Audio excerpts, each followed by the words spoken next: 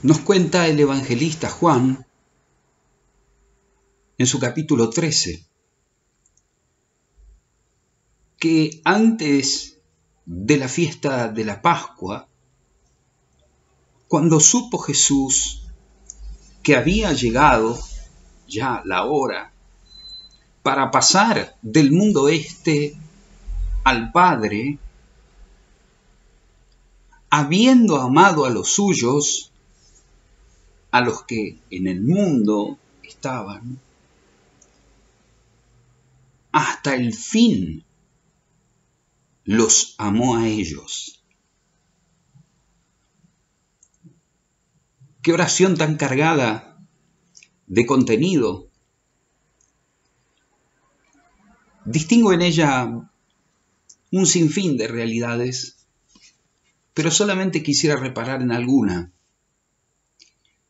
Lo primero es el contexto en el cual se da la ofrenda de Jesús.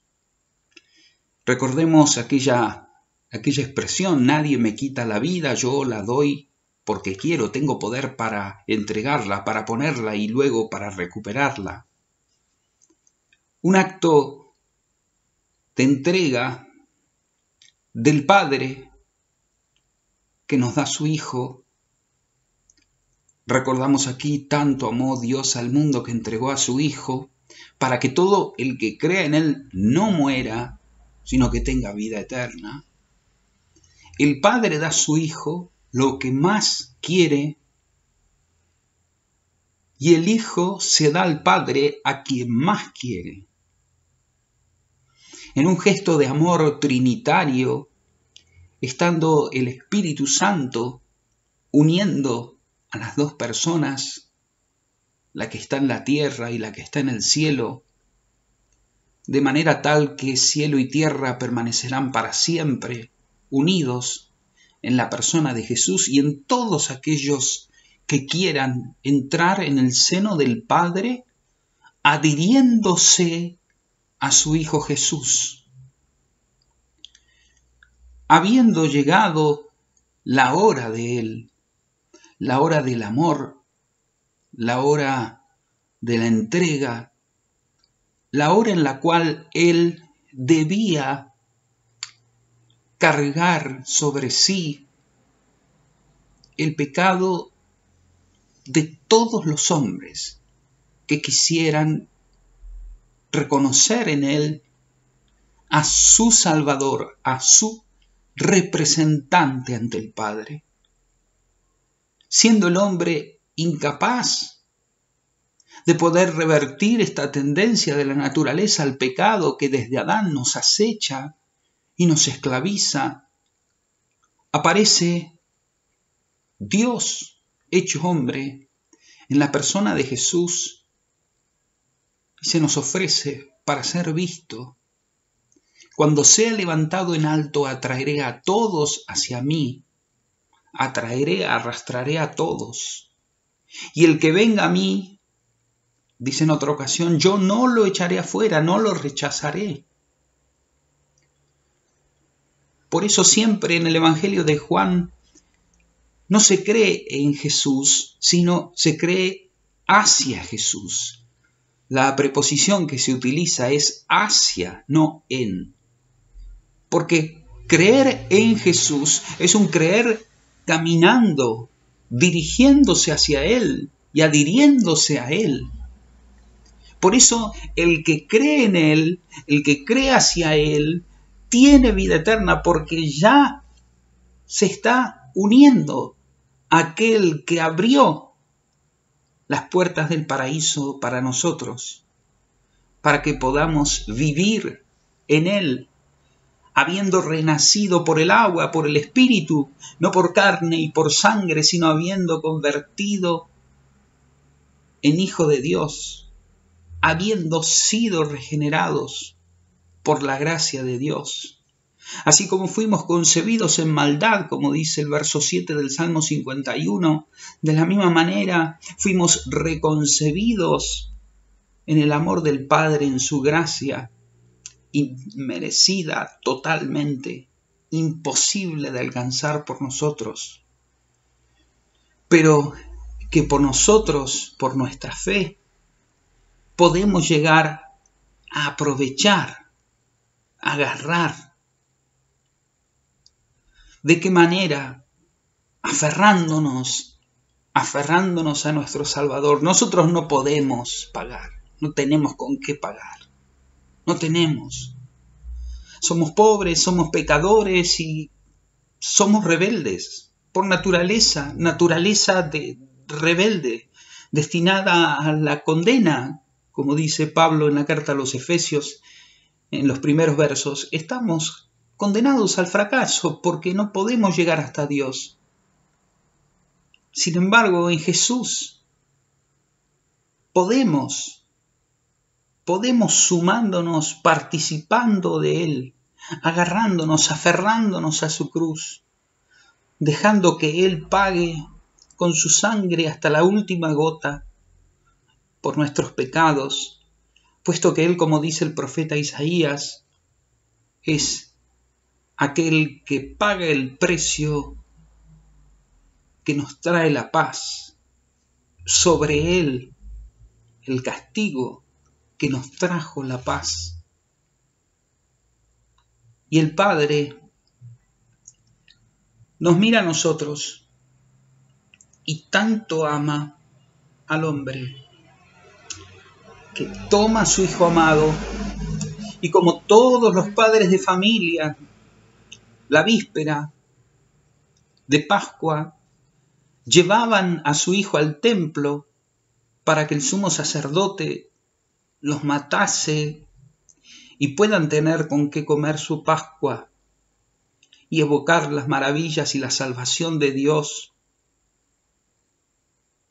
De la misma manera, el Padre presentó esa mañana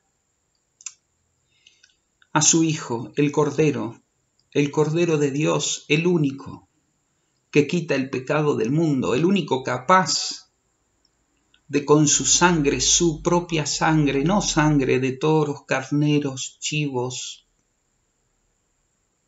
el mismo que con su propia sangre, su propia carne, se ofreció a Dios como nosotros no podíamos ofrecernos. Y el Padre lo ofreció y descargó sobre él el precio de nuestra paz. Por eso reconocer en él a nuestro representante ante Dios, aquel que dio la cara, aquel que puso la vida y pagó el precio, es el primer paso para volver a nacer. Reconocer el pecado y reconocer que Él pagó por mí y morirme de gratitud y correr hacia esa cruz y correr hacia ese trono de gracia para obtener el auxilio, el socorro, la salvación en el momento oportuno.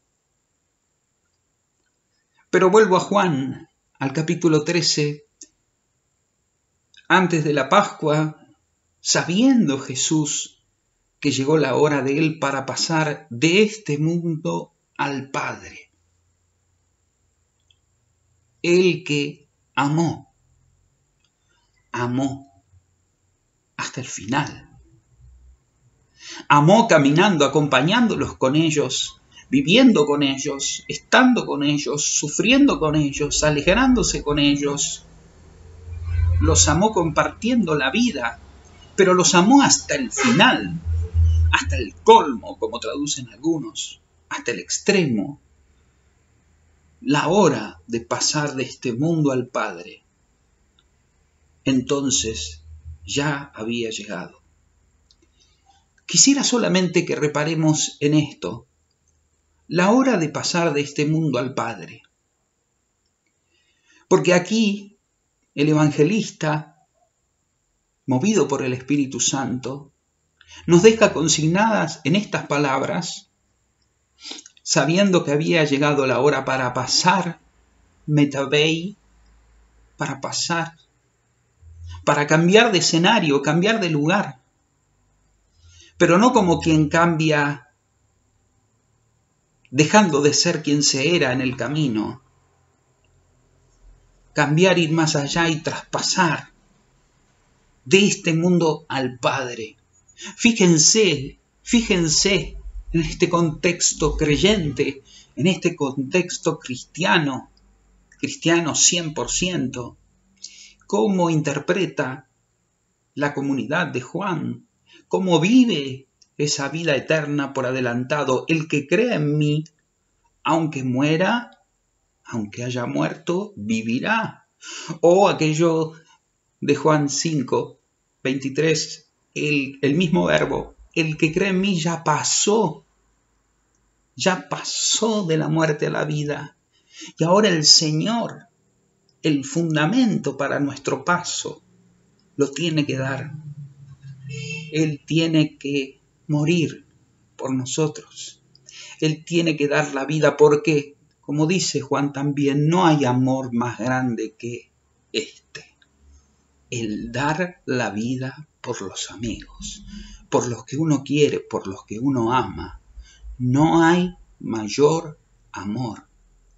Y esto no consiste, como dice la carta de Juan, en que nosotros amamos a Dios, sino en que Él nos amó primero.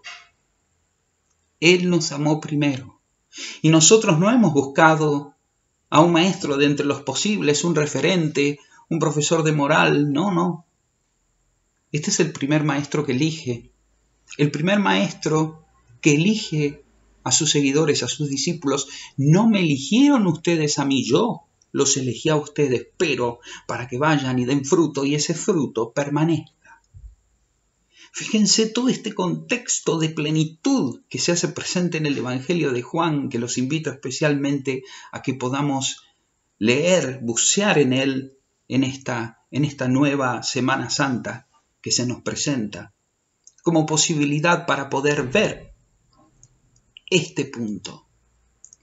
La muerte para los creyentes es pasar de este mundo al Padre.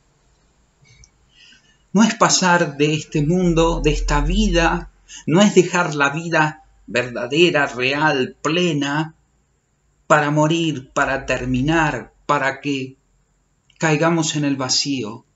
Las manos son las manos del Padre, sabiendo Jesús que había llegado la hora de su muerte, la hora que como cordero llevado al matadero iba a ser burlado, golpeado, escupido, vestido ridículamente, desnudado y luego de azotado, puesto en la cruz, clavado, desnudo, sin honor, como un maldito, porque eso es lo que hizo Dios. Dice San Pablo dos expresiones terribles. Una está en la segunda carta a los Corintios, en el capítulo 5, versículo 21. Dice, Dios lo hizo pecado. El que no conoció el pecado, lo hizo el pecado, para que nosotros seamos justificados por Él, seamos justicia de Dios en Él. Y después aquel otro verso de Gálatas 3:12, lo hizo maldición. Porque como decía la ley, el Deuteronomio 21, maldito es aquel que está en el madero, aquel que en el árbol de la cruz está pendiendo. Era la muerte de los malditos, el bendito, el Hijo del Dios bendito, el bendito fruto del vientre de María. Esta carne santa e inmaculada conoció el destino de los animales, de los chivos expiatorios,